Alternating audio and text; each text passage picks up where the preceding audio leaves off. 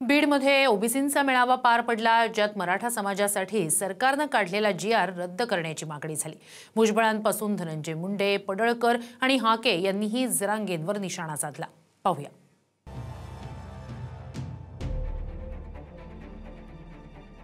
बीडच्या ओबीसी एल्गार सभेतून भुजबळ हे जरांगे आणि मराठा आरक्षण उपसमितीचे अध्यक्ष विखेंवर तुटून पडले।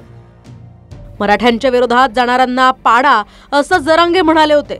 आता भुजबळांनी सुद्धा ओबीसींच्या मुळावर येणाऱ्यांना आडवे करा असा एल्गारच पुकारलाय। आणि सांगितलं ना धनंजय पाटलाने की ओबीसींना पाडा,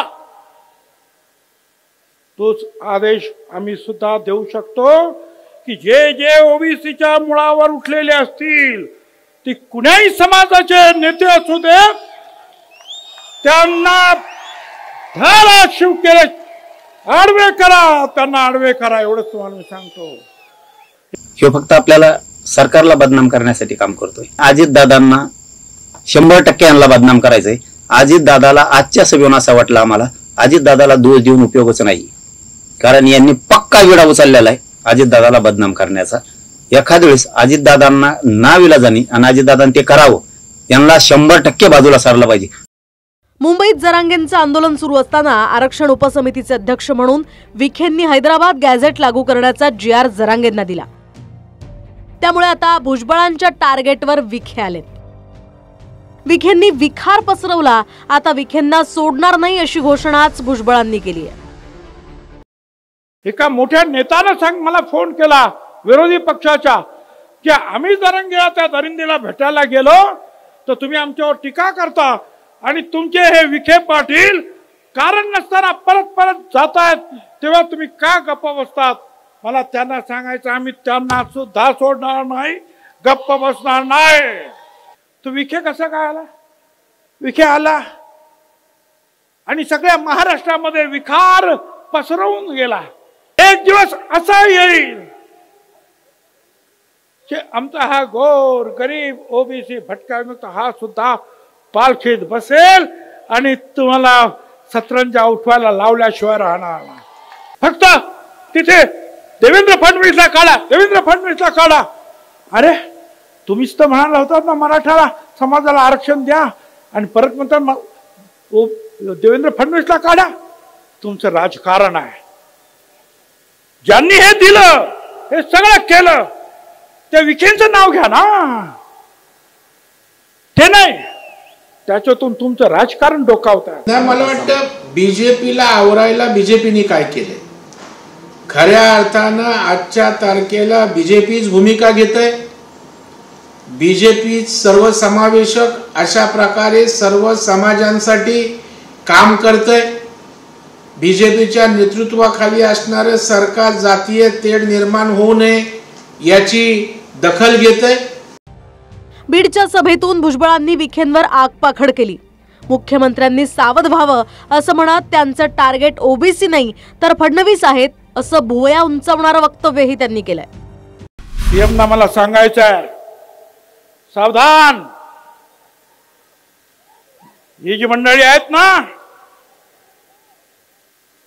ही तुमच्या वाईटावर आलेली आहे, तुम्हाला अडचणी निर्माण करणार आहेत। त्यांचं टार्गेट ओबीसी नाहीये, त्यांचं टार्गेट देवेंद्र फडणवीस आहे, लक्षात ठेवा। या सगळ्या बीजेपीच्या सगळ्या नेत्यांना सांगतोय, आज तुम्हाला ओबीसीच्या ताकदीवर 125 135 आमदार मिळाले। त्या ओबीसी वर जर अन्याय कराल तो ओबीसी आज दूध खुळे राहिलेले नाहीत, लक्षात ठेवा। बीडच्या सभेतून भुजबळांनी काँग्रेसच्या वडेट्टीवारांवर सुद्धा हल्लाबोल केला।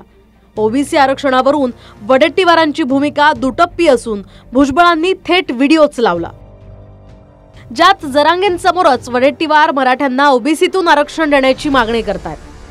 वडेट्टीवार, एकच मुद्दा घेऊन तुम्ही उभे राहा, आम्ही तुमच्या बरोबर आहे, पण जरांगेच्या तिथे जाऊन एक बोलणार, मराठा समाजाला आरक्षण दिलंच पाहिजे म्हणून। अंबडच्या मीटिंग मध्ये येऊन तुम्ही सांगा आम्ही तुमच्या बरोबर आहोत, नंतर आमच्याकडे आमचा परत पाठ फिरवणार, हे कसं काय शक्य आहे? तर काँग्रेसचे आपले वडेट्टीवार काका कशी डबल ढोलकी ते बघायचंय का? बघायचंय?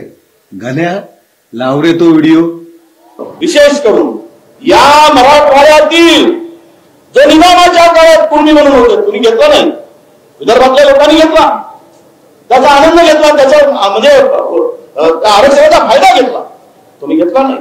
पण आजही आमची भूमिका आहे की महाराष्ट्रातील ओबीसी समाजांना, आपल्या मराठा समाजांना ओबीसीतून आरक्षण द्या, ही माझी भूमिका आहे. भुजबळांनी जरांगेंचा उल्लेख वारंवार दरिंदे पाटील असा केला.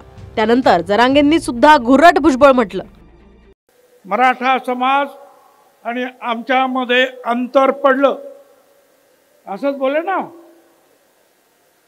अरे हे अंतर ह्या अंतरवालीच्या दरिंदे पाटलामुळे पडलं. घोंगडी बैठक झालेली आपली त्या ग्राउंडवरती, आणि तिथं हे महाएल्गार घ्यायला निघाले ते घुरट भुजबळ. तर धनंजय मुंडेंनी सुद्धा जरांगेंवर टीकास्त्र सोडत जरांगे मराठ्यांशी दगाफटका करत असून काही मुठभर लोकांसाठी राजकीय आरक्षण हा डाव असल्याचा आरोप केलाय. माननीय मुख्यमंत्र्याची आयमाय काढली. भुजबळ साहेबांचं माझं तर काहीच सोडलं नाही. मला तर कधीपासून पाडितोच म्हणतो. भुजबळ साहेबाला म्हणतो पाडितोच. अरे मी त्या उद्देशानं मुख्यमंत्र्याच्या आईला बोललोच नव्हतो, पण तुझी सुद्धा एक जुनी क्लिप आहे. तू पंतप्रधानाच्या आईला काय म्हणला होता, ती शब्द सुद्धा काढण्यासारखा नाही. आता 4 दिवसापूर्वी त्याची बायको येऊन गेली, त्यांनी सांगितलं लागण ते हे माझ्याजवळ. जाहीर सांगतोय मीडिया समोर आहे, सरळ सांगितलं बाईच्या आडून गेलं पण आपण गोळ्या मारीत नसतो, आपल्यात खेटायची हिंमत आहे, समोर खेटल. पण असं खोटं नाही करत. तुमचा कौटुंबिक वाद आहे, तुमचा वैयक्तिक विषय आहे, तुम्ही तुमचं आपलं वैयक्तिक तुम्ही तुमचं बघा. वैयक्तिक कुणाच्याही मॅटर मध्ये आपण पडत नाही. आज माझा मराठा समाजाला सुद्धा नम्रपणे हात जोडून, माझ्या बंधू भगिनींना सुद्धा हात जोडून विनंती आहे, हे अंतर फक्त या 2 समाजात ओबीसी आणि मराठा समाजात अंतर विलीन पाडत नाही, तर तुमच्याशी सुद्धा दगा फटका करतोय.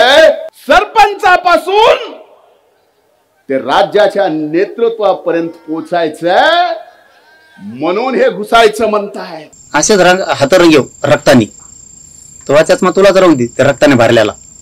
त्याला येऊन जाऊन तेच येणार, त्याला काही करून फडणवीस डॅमेज करायचे.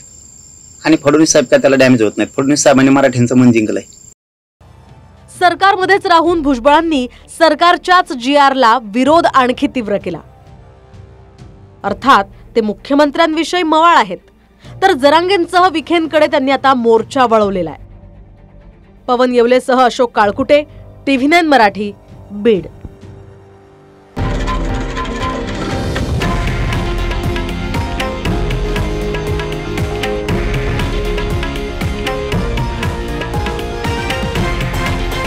हे आहे देशातील नंबर 1 न्यूज नेटवर्क आणि आपण पाहत आहात TV9 मराठी, एकमेव.